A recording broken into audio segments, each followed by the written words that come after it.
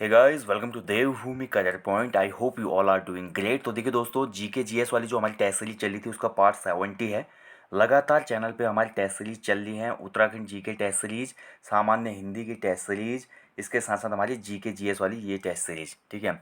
और जो हमारे मॉडल पेपर प्रैक्टिस सेट मैंने आपको फुल लेंथ का दिया था यूट्यूब पे, जिसमें हमने पार्ट 21 तक कर लिया था, उसके भी नेक्स्ट पार्ट आपको जल्दी ही दिए जाएंगे। वीडियो एग्जाम से पहले ज़्यादा से ज़्यादा आपको टेस्ट सीरीज और मॉडल पेपर करवाए जाएंगे। साथ ही परीक्षाओं के महाकुंभ के जो टॉपिक बचे हैं, चैप्टर बचे हैं, उनको भी हम कंप्लीट करवाएंगे, ठीक है।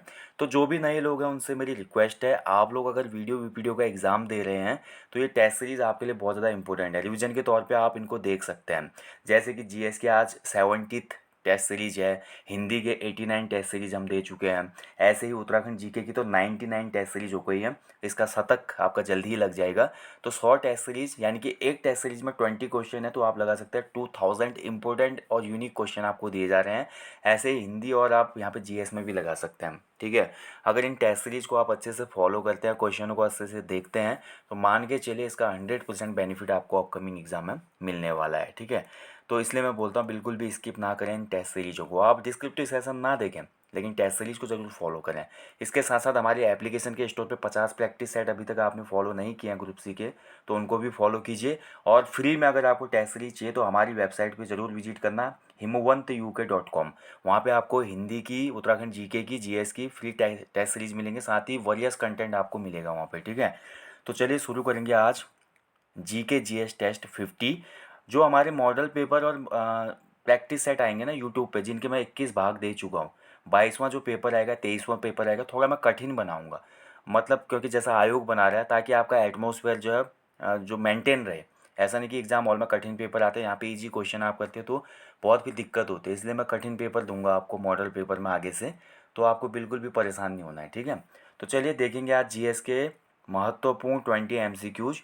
तो पहला क्वेश्चन आपके सामने स्क्रीन पे है, इनमें से कौन सा एक यूरोपीय देश है। तो यूरोपीय देश बताना आपने, ठीक है, इनमें से। तो इसका राइट आंसर हो जाएगा ऑप्शन डी, बुल्गारिया जो है ये एक यूरोपियन कंट्री है। सूडान की बात करते हैं तो सूडान एक अफ्रीका महाद्वीप का देश है। घाना हमारा साउथ अमेरिकन कॉन्टिनेंट का देश है। एंड इराक हमारा मिडिल ईस्ट एशिया का देश है, ठीक है। तो बुल्गारिया राइट आंसर हो जाएगा। अगला क्वेश्चन है, देखिए एंड्रॉइड क्या है। देखिए बहुत अच्छा क्वेश्चन है, एंड्रॉइड। तो सभी लोग एंड्रॉयड फ़ोन यूज करते हैं आज की डेट में। तो एंड्रॉयड जो है एक ओएस है, ओएस यानी कि ऑपरेटिंग सिस्टम। ऑप्शन ए इसमें सही उत्तर हो जाएगा, ठीक है। चलिए नेक्स्ट क्वेश्चन की तरफ बढ़ते हैं। भारत में जनहित याचिका पीआईएल की शुरुआत कब हुई थी। देखिए वेरी इंपॉर्टेंट टॉपिक है ये पीआईएल, ओके। तो पीआईएल की शुरुआत होती है सबसे पहले 80 के दशक में। 80 के दशक की बात करें तो राइट आंसर हो जाएगा इसका 1980। आपको अलग अलग डेटा मिल सकता है किताबों में, ठीक है, लेकिन अगर आप पॉलिटी बाई लक्ष्मीकांत, जो कि सबसे ऑथेंटिक बुक मानी जाती है पूरे भारत में पॉलिटी की, तो उसमें आपको मिलेगा भारत में 1980 के आसपास पीआईएल की शुरुआत हुई थी, जनहित याचिका, ठीक है। जनहित याचिका की अवधारणा किस देश से शुरू हुई, कभी क्वेश्चन बन सकता है। तो जनहित याचिका की धारणा शुरू हुई थी अमेरिका से। तो ऑप्शन सी इसमें सही उत्तर है 1980। मानव अधिकारों की सार्वभौमिक घोषणा पत्र में कितने अनुच्छेद हैं।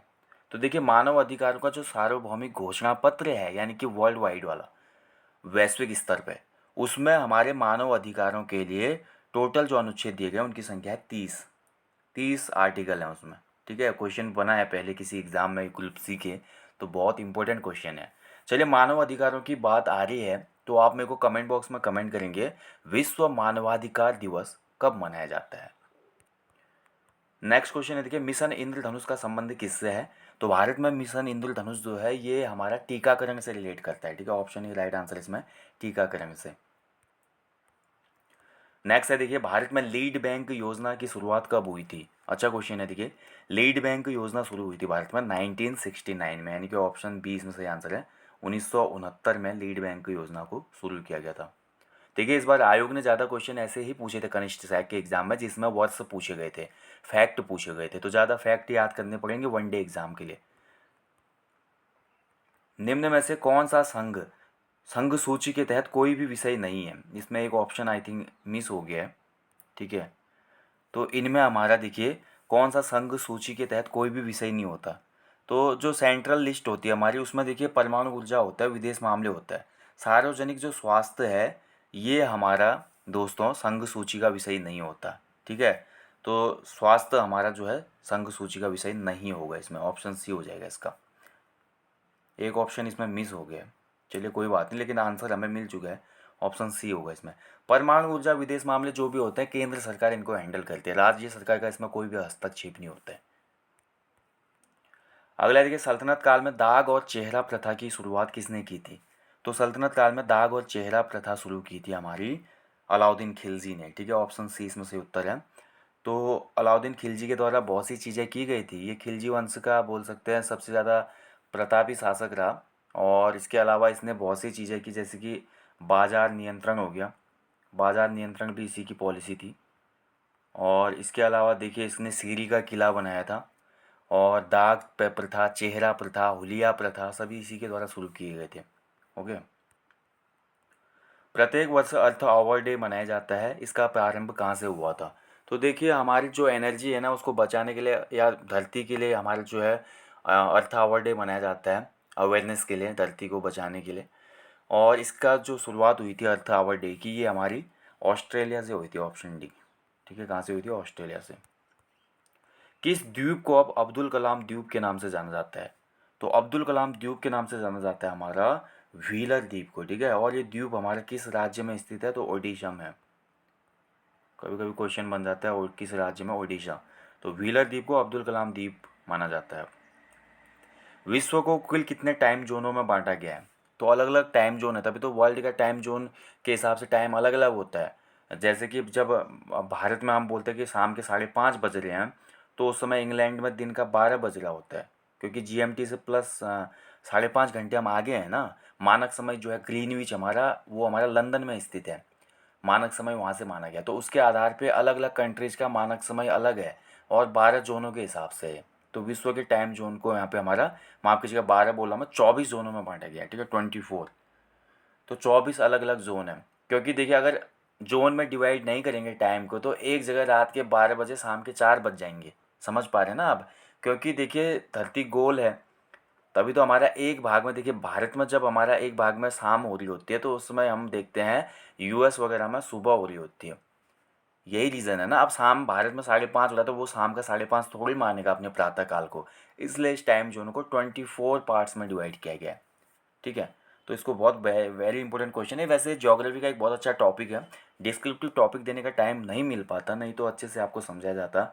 जो हमारी देशांतर रेखाएं हैं उसके आधार पर किस प्रकार से टाइम जोन को विभाजित किया गया है।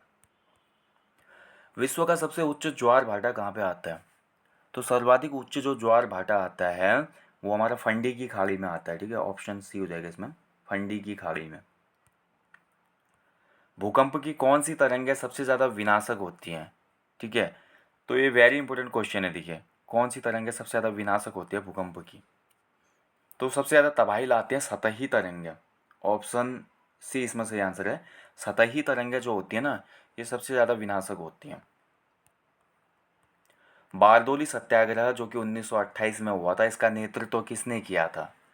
तो बारदोली जो सत्याग्रह था एक हिसाब से किसानों का ही सत्याग्रह था, और इसको लीड किया था, सफल बनाया था हमारे वल्लभ भाई पटेल ने। ठीक है, सरदार पटेल ने। और इसी इसी घटना के बाद वल्लभ भाई पटेल को सरदार की उपाधि दी गई थी। पहले नाम के आगे सरदार नहीं था इनका। जैसे बारदोली सत्याग्रह सफल होता है तब वल्लभ भाई पटेल को सरदार पटेल कहा जाने लगा। सरदार पटेल को भारत का बिस्मार्क भी कहा जाता है। ठीक है, क्योंकि इन्होंने भारत की जो रियासतें थी उनका एकीकरण करवाया था। ध्यान रखेंगे। निम्न दिए गए विकल्पों में से कौन सा एक लक्षण भारतीय गणतंत्र के संविधान का संघीय लक्षण नहीं है? तो यहाँ पे देखिए जो हमारा संविधान है, संविधान का संघीय लक्षण नहीं है। ठीक है, तो कौन सा नहीं होगा इनमें से? क्वेश्चन का आंसर देने से पहले क्वेश्चन को समझना भी बहुत ज़रूरी है। तो देखिए जो हमारा लिखित संविधान है ये संविधान का लक्षण है। शक्तियों का विभाजन भी हमारे संविधान का लक्षण है। द्विसदनात्मक व्यवस्था भी हमारे संविधान की व्यवस्था है या लक्षण है। राज्यपाल की नियुक्ति हमारा संघीय लक्षण नहीं है। ठीक है, तो ऑप्शन बी हो जाएगा इसमें। बक्सर का युद्ध कब हुआ था? वेरी इंपॉर्टेंट, देखिए कई बार पूछा जाता है। तो बक्सर का युद्ध हुआ था 1764 में, 1764 में। ऑप्शन बी हो जाएगा इसमें। ऑस्ट्रेलियन ओपन 2021 के विजेता कौन है? तो किसने जीता भाई ऑस्ट्रेलियन ओपन 2021?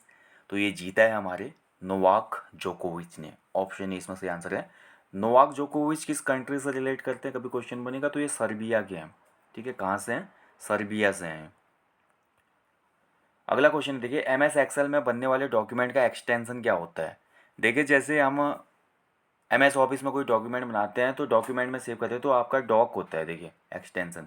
ऐसे जब हम एम एस एक्सेल में कोई एक्सेल फाइल बनाएंगे तो इसका एक्सटेंशन क्या होगा? तो इसका एक्सटेंशन होता है .xls, यानी कि ऑप्शन कौन सा हो जाएगा? बी सही हो जाएगा। ठीक है। लैन कार्ड का अन्य नाम क्या होता है? तो लैन कार्ड जो होता है, सबसे पहले तो लैन का पता होना चाहिए आपका। लैन का मतलब होता है लोकल एरिया नेटवर्क। ठीक है, ऐसे वैन होता है वाइड एरिया नेटवर्क। ठीक है, तो लैन कार्ड को अन्य नाम से जाना जाता है तो इसको एनआईसी बोला जाता है। ऑप्शन सी इसमें से आंसर है, एनआईसी। नेक्स्ट है देखिए, फसलों के न्यूनतम समर्थन मूल्य की अनुशंसा कौन करता है? बहुत अच्छा क्वेश्चन है। देखिए, तो न्यूनतम समर्थन मूल्य आपने सुना होगा ना, जो भी फसल होती है उसके लिए सरकार निर्धारित करती है, ये मतलब ये बॉडी करती है जिसकी हम बात करेंगे, तो ये होता है CAPC। ठीक है, CAPC ये हमारे न्यूनतम समर्थन मूल्य की अनुशंसा करता है। ठीक है, CAPC होगा।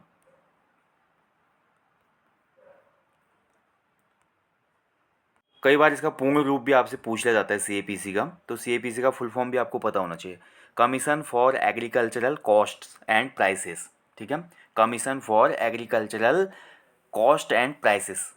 और इसकी स्थापना जो हुई थी भारत में, ये हुई थी 1965 में, 1965 में। ठीक है, कृषि मूल्य आयोग जिसको हम बोलते हैं हिंदी में, वही है, 1965 में फॉर्म्ड हुआ था। ओके, तो दोस्तों ये थे आज जीएस की टेस्ट सीरीज पार्ट 70। महत्वपूर्ण 20 MCQs को यहाँ पे हमने डिस्कस किया। बाकी जितने भी टेस्ट सीरीज चल रहे हैं वो कंटिन्यू है चैनल पे, तो आपने फॉलो करना है आगामी परीक्षा के लिए। बाकी हर बार टेस्ट में मैं या कोई भी टॉपिक ख़त्म होने पे आपको एक मैसेज देता हूँ, जिसको आप लोग बहुत अच्छे तरीके से फॉलो कर रहे हैं। बहुत लोगों के मैसेज भी आ रहे हैं कि वो इस क्षेत्र में काम कर रहे हैं, कि आप लोगों ने पेड़ तो खुद लगाना है और साथ ही लोगों को भी अवेयर करना है। और साथ ही जब उत्तराखंड के खूबसूरत प्लेसेस पे आप जाते हैं तो वहाँ पे जो भी आपको ऐसी चीज़ दिखती है जो एटमॉस्फेयर के लिए अनुकूल नहीं है, लाइक प्लास्टिक कचरा, तो उसको अपने साथ ला के आपने एक निश्चित प्लेस पे डिस्पोज करना है। ठीक है, जिससे हमारी इकोलॉजी पे इफेक्ट ना पड़े, और साथ ही जो टूरिस्ट आते हैं उनको भी अवेयर करना है आपने, क्योंकि जब हमारा राज्य खूबसूरत रहेगा तब जाके यहाँ पे टूरिज्म बढ़ेगा और हमारा जो एटमॉस्फेयर है वो भी क्लीन रहेगा। So guys, thank you for watching. अच्छे से स्टडी करें, खूब रिविजन करें, अपना ध्यान भी रखें। जय हिंद, जय उत्तराखंड।